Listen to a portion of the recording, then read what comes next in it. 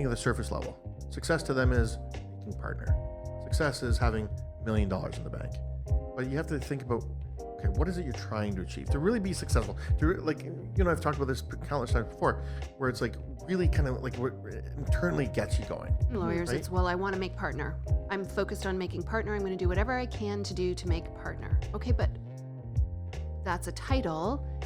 What kind of practice do you want to create? What kind of work do you want to be doing? What kind of people do you want to be doing work for? Right? Yeah. And I think that, when I talk to my older clients, and I ask them the question, what do you wish you'd done different? Almost all the time, they say the same thing. I wish I'd started sooner, and I wish that I'd had some sort of plan. Any plan people making. Number one biggest mistake in business development is trying to do business development the way you've observed somebody else who's successful doing it. Well, hey, Jeff. Good to see you again. It's good to see you again too. It's been a while. It has been a while, and I'm digging these conversations that we're having. Me too. Here on the Wealthy Lawyer podcast, and we both talk a lot about helping people find the place that they want to arrive at, right? The destination, the vision of where they're going with, both their practice while they're building their book and with, their future vision of success for their wealth development, right? And I thought it would be really helpful for us to both talk about how we help people get to that understanding, right? Because I know you've got a bunch of questions that you ask and ways that you get people to understand what money means to them and why it's important. Yeah, it's funny, Kelly, because I think everybody has this thought that they want to be successful, right? Mm-hmm. Whatever that is. But what success means to you is different than me, than it will be to you or anybody else that's listening. Yeah. We have to come up with what our version of success is. Yeah. And I think that it's, even when you ask that question, even when you suggest that, or throw that at somebody, they think of the surface level. Success to them is making partner. Success is having $1 million in the bank. But you have to think about, okay, what is it you're trying to achieve? To really be successful, I've talked about this countless times before, where it's like really kind of like what internally gets you going, right? It's not enough to just have a magic number or a title or whatever the case is. So it's asking those questions at the why, right? We talk about that all the time. Yeah. Why are you trying to do this? Yeah. And I think that when it comes to the money side, people come at it, they're predisposed to think in a certain way. Mm-hmm. And it's usually because of the way they grew up, right?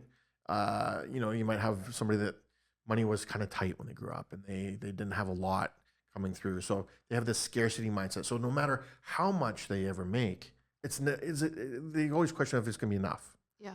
But then on the flip side of that, you get somebody with a more abundance mindset where they never really had to worry about things that maybe they skated through school without any debt because parents were able to afford that for them. That mindset can be way different. But and neither one's wrong, but knowing which one you are. It's just where you came from. You came from. Like I am right in row number one right there. Like absolute scarcity mindset with respect to money because of how I grew up. Well, and it dictates how you look at money. Yeah. And it dictates how you save money. And I think that, until you've got that figured out, like which person you are, it's really tough to really kind of get to the next step. Right. Right. I mean, it's no different than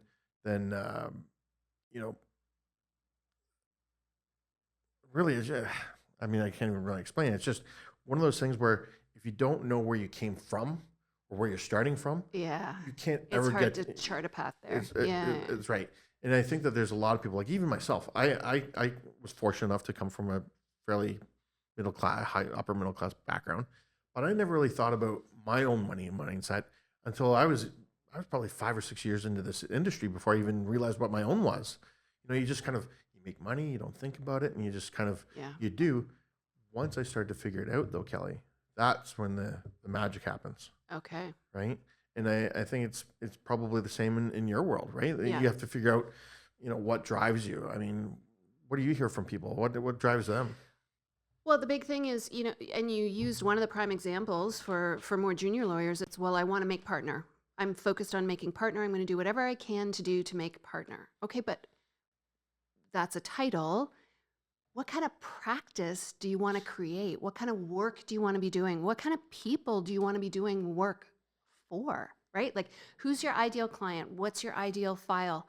What, what industry sector do you want to serve? There are so many variables that you have to create a practice that you enjoy, that's fulfilling to you, that isn't just getting you one step closer to becoming partner. Because the number of people who are absolutely fucking miserable, who, great, they make partner, and then like, but then they want to leave the profession, Right. because that was the end goal. They didn't think about, what is the work that I'm doing when I'm there? What is the work that I'm doing on my way to that? So there has to be a more clear and a much more individualized vision of what success is. Well, and I think too, probably again, it falls in both our camps. It's about the journey, right? It's what's that process to get there. Hell yeah. It's not just, the destination. Okay, I made partner, check. Now I can sit back and I'm done, right? I mean, it doesn't end there, right? It's you always have to strive to be better, a better you, a better, better saver, a better partner, a better whatever it is, a better parent, right? Yeah. And I think that a lot of that drives the conversations that I have, because you got to get right inside people's heads, I think. And then I don't think we give ourselves enough credit sometimes of what we can really become. Yeah. Because we get stuck in our own sort of bias, right? Yeah, or we limit ourselves based on what we've seen somebody else do. Absolutely. Well, I can only get to there because that's as far as everybody else goes. Or they only got that far. Yeah. Right? And I think that's a big mistake, right? Because, I mean, as we talked about earlier, it's, especially nowadays, you can be whatever you want to be. Yeah. Right? Yeah. I mean, it's and I think you're probably seeing a little bit of this now too. I'm seeing a lot of younger lawyers leaving big law. I don't know if you've seen a lot of that. Tons. Oh, tons. Because they realize, and this is the other important part of this conversation, is not just what kind of lawyer do you want to be, what kind of practice you want to have. What kind of life does that facilitate you having, right? What kind of experience in life does that facilitate? Because what we do in our working life is part of the bigger life that we have. Right? It's, again, it seems very simple to say, but you spend so much of your life working, it has to be doing something that you enjoy, and it has to be facilitating something more, something bigger than just going to work and doing the lawyering. And I think there's an excitement that comes from that, right? When I had a call the other day with a client of mine that left big law about 18 months ago, January, February last year. And he was scared shitless. Had no idea where his first book of business or first business was going to come from. Was really scared, but he took the plunge. He bet on himself, and he's killing it. Here we are, 18, 19 months out, and he's going to make twice as much as he did his last year at big law. Amazing, but in 1 year, I bet what set him apart is that he knew exactly what he was trying to build. He did. He knew exactly the kind of firm that he was going to make under his own banner. He knew exactly the kind of files he was going to say yes to and say no to. He knew exactly the kind of clients that were his ideal clients, who would come to him more easily than doing the hard sell. Like, the last thing we want people to do is create an environment for themselves where every sale is a hard sale. Yep. Right? And it doesn't have to be, especially if you really get into, again, as much as you need to know yourself, you need to know who you're trying to help, right? Absolutely. And in his case, I mean, he was bang on. Again, 18-month overnight success, right? He gave it so much thought beforehand, right? It doesn't happen overnight. But again, he knew what he wanted to achieve. He's got young kids and wanted to have more time with them. And when he was working 80-hour weeks, kind of tough to do that. Leaves very little time for your family, Yeah. So again, it comes down to, what's important, right? The why. Why are you doing this? So let me ask you then, on the wealth side of things, how do you have those conversations with your clients to get, not just to get out of them, but to help them see what it is that they're trying to build and why they want that, why that's important to them? How do you talk to them about that?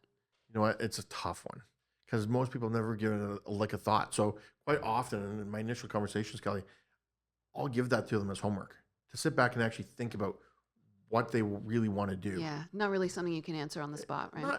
Some people can. I mean, occasionally you get the odd person that's given it a little bit of thought, but very seldom, right? So a lot of the work that I do with them, it's not homework, because, nobody likes homework, but you want them to think a little bit about not just what they want to achieve, but I'll ask them, why do you want to do that? Why is it Right. that you want to get to that point? Yeah. Right. And that's usually where we'll get people talking about whether or not that's scarcity or whether they come from abundance. Yeah. Maybe money to them means security, right? You can get a sense from that from some people where it's like, if I have money, I know I won't have to worry about things, Mhm. right?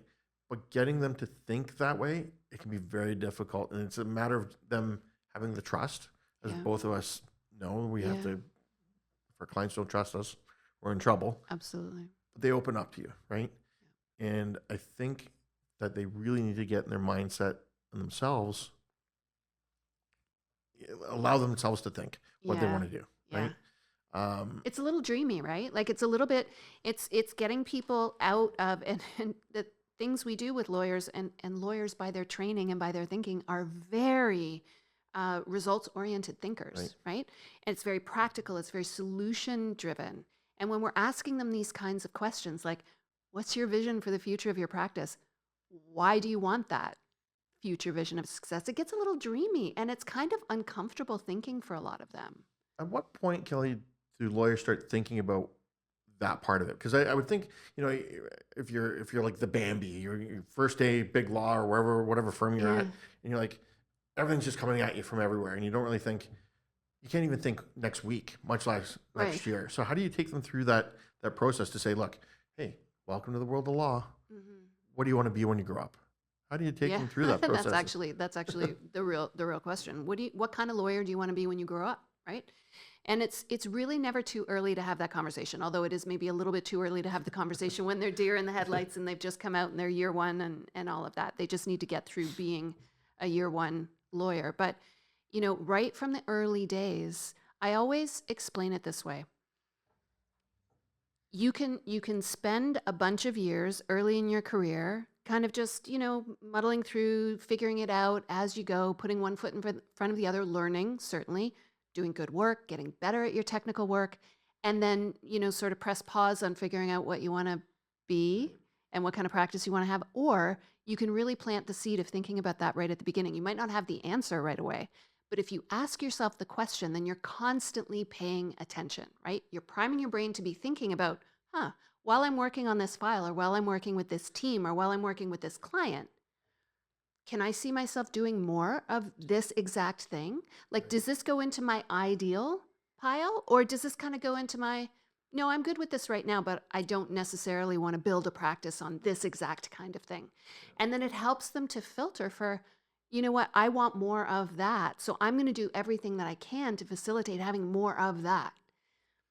And eventually the vision of that practice they want to create starts to come into really clear focus, Right. right?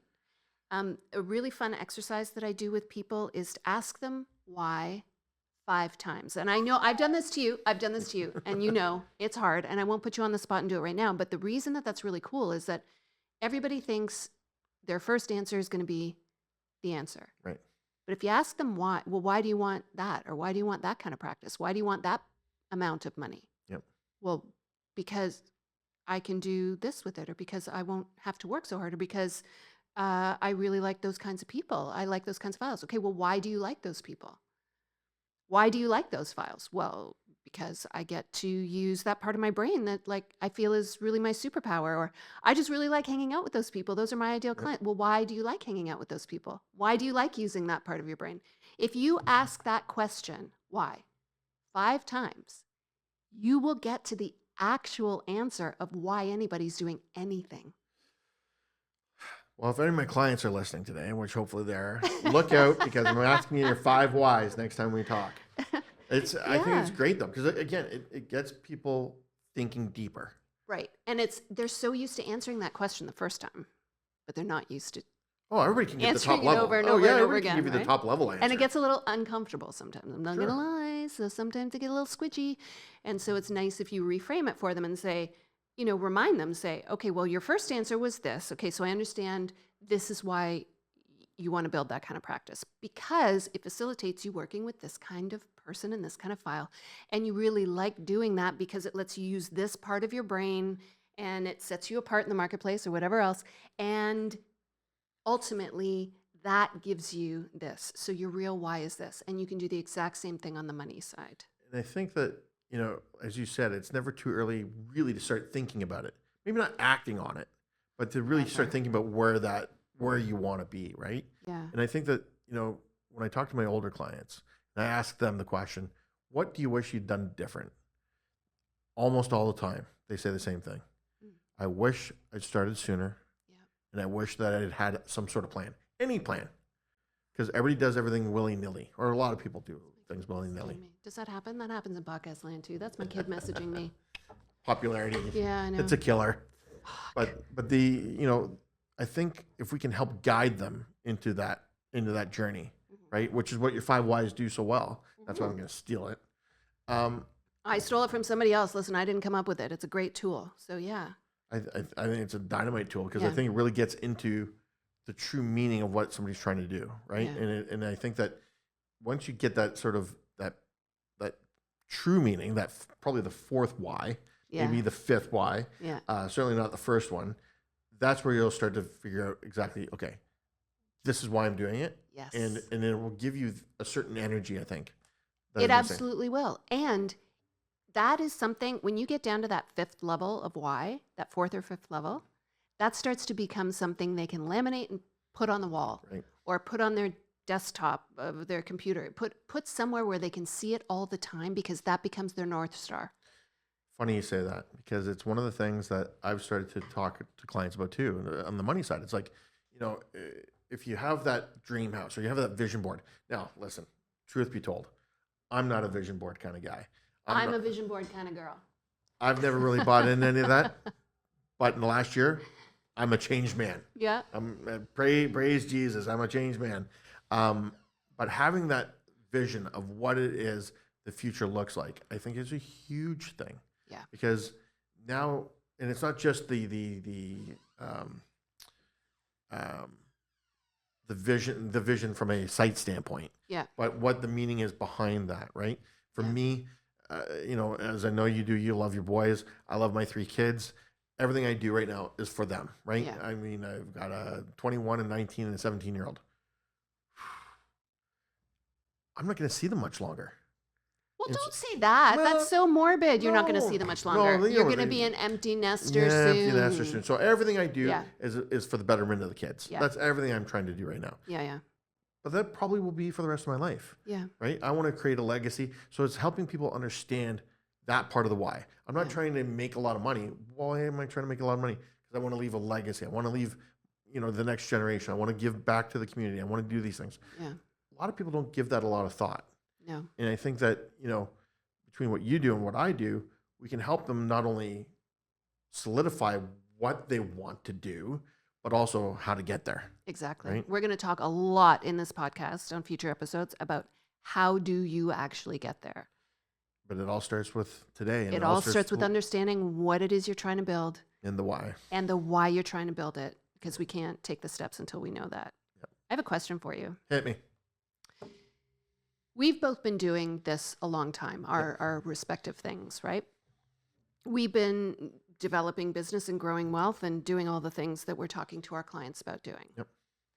What are the 3 things you wish you knew when you started in this career, when you Well- started on your journey? From a financial side, as I shared, I didn't know where I started from. I really had never given that any thought. So understanding what money meant to me would have put me on a far different course. Yeah. I think the clarity came. So number one is figuring out what kind of person you are. What does money mean to them, right? Or Yeah. what does money mean to you? I think from there, it's deciding the long side of it. So where do I want to get to? Dream big. And I think that people, again, they're self-limiting. Yeah. And I think that if you understand where you are today, where you want to get to, the third part is creating a plan. And I mean, not a huge thing. This doesn't have to be a roadmap with every turn figured out, because we both know life has a lot of turns ahead of us that we don't know yet. Yep.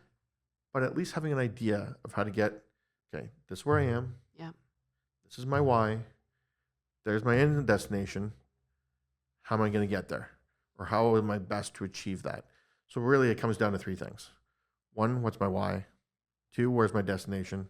And 3, creating a plan early. It's never too early. And nobody sat you down and had that conversation about those three things. I'm sure when my you were dad starting probably out? tried to, but I mean, I didn't listen. He certainly didn't know why. Yeah. Right. I think that's they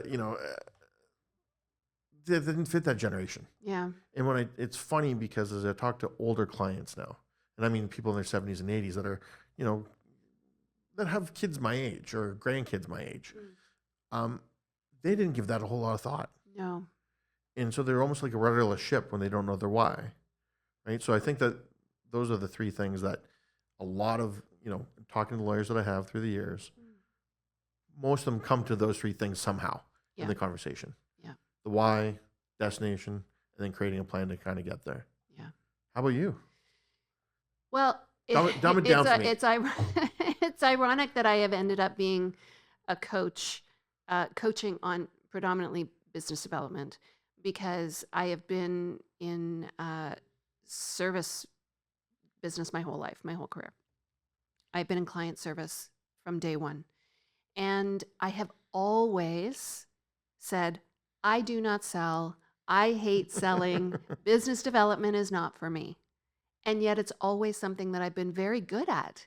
But in my head, which is the very same as what's in all of my clients' heads, what I was doing wasn't selling.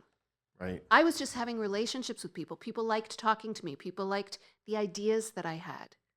I did not make that connection between what I was doing naturally because of who I am and what my personality and my skill set is, and the fact that that would generate business. I saw it as a wholly separate exercise. I wish someone had explained to me that if you do what you do naturally and what you do well, what you gravitate toward, that is going to be your number one biggest contributor to your success as a developer and originator of business. One of the other things that I wish I had known early on is that there is not a one size fits all for a career. And that it was okay that I was taking zigs and zags in terms of my direction, because there was always a through line. I was the connective tissue between all the things that I was doing and trying and contributing to the world. But to me, they felt very disjointed because that's how the world saw them. I now put the pieces together, and it's one of the best things about what I bring to the world, right? So I wish that someone had told me to value every piece of the experience along the road, right? And so these are two things that I now try to tell my clients. And then the third thing is exactly what you said, which is have a fucking destination in mind. Yeah. So that you can figure out how to get there. Because if we just kind of go willy-nilly and, putting one foot in front of the other, we're sort of utterless. We might have a nice journey, but if you don't put a GPS destination in, you're just going to have a nice road trip, Aimless. right? You're sort of taking an aimless trip, which again can be enjoyable, but it's not necessarily going to get you where you've identified you want to be. Well, and I think that's, it's funny because most lawyers that I've dealt with through the years have a pretty strong will, right? Like, you can't be good in law, I don't think, and not have a strong will. So it's surprising to me that very few, they just want to be successful, right? That's a refrain I get often. They want to be successful. They want to be wealthy. But what does that really mean? So that's not the destination. And I think that's the problem, is that we don't get specific enough. Yeah. Right? And you probably see it with in some of the work that you do. It's like, I want to make a lot of money. Okay, well, what does that mean? Yeah. I want to have a lot of money. Okay, what does that mean? What does it give you? What does that? Yeah, what does that give you? But what is a lot, right? And I think that when it comes to actually any of the stuff that we do, it's the finer you're able to define it. So the finer to define it, the better off you'll be. Yeah. Right. And I think that the more you can pinpoint that, it just sets you off on a better course, right? As you said, you can't be aimless. I agree. But I think with, when I look at the clients that I think are successful, they were exceptional BD people. Mm-hmm. Is there one or two things that you see most that it makes for not good BD? Oh, I thought you were going to ask me the absolute opposite question. No, I'm curious. What? Oh, yeah. What mistakes are people making? Number one biggest mistake in business development is trying to do business development the way you've observed somebody else who's successful doing it. because what works for somebody else based on their personality and what they're trying to build Yep. is not necessarily going to work for you and your personality and your interests and the practice that you're trying to build. So you cannot just cookie cutter a business development plan. It is so individualized. It is so personal. And if you want to actually enjoy it, like enjoy business development, yes, enjoy business development. You have to make it a part of who you are. It isn't an activity separate and apart from who you are and what you do. It becomes part of the whole picture. So the thing to not do is look at it as sales and, oh my God, I have to get to BD, so I'm going to spend some time on it and hope something sticks, or I'm just going to do what that person did because that seemed to work for them. Like wrong, wrong, wrong, wrong. You know what? It's funny you said it because I had to laugh the minute you said it. So many people want to follow somebody else. It worked for them. Well, It's got to work for me. of course. Isn't Like, that easy? Duh. But It's actually harder. it is harder. It's actually harder because you're walking in somebody else's, that's somebody else's path. That's somebody else's way of doing it. Well, and you don't really know what's going on before that. No, You don't know what led them to that. no. It's never what we see in front of us, right? No. And I think that that's a huge mistake. I see that tons right now Yeah. with a lot of lawyers I'm talking to. Well, why are you doing that? Well, because so and so in the office did that, and it's like, okay, but why? But why are you doing that? Well, I don't know. They're doing okay. So yeah, I'll follow them. Big mistake, right? I think Yeah. it's you got to be your own person. Yeah. Right, and figure out, like you said, what works for you. And I think whether it's BD, whether it's on the wealth side, you have to. It has to be you. It has to be a personalized vision. Yep. And a personalized plan, I think. And I think that there's too many people that, yeah, I don't know why that's the default. Just Well, follow because it just seems easy, right? Then Yeah. you don't have to think about it. You We- just do what other people have path of done. least resistance, eh? So what do you think in the next few episodes? We're going to give some how-tos there on how you do these I things? think we might be able to help people out a We little might bit. be able to do that. Yeah, Awesome. I look forward to it. Me too.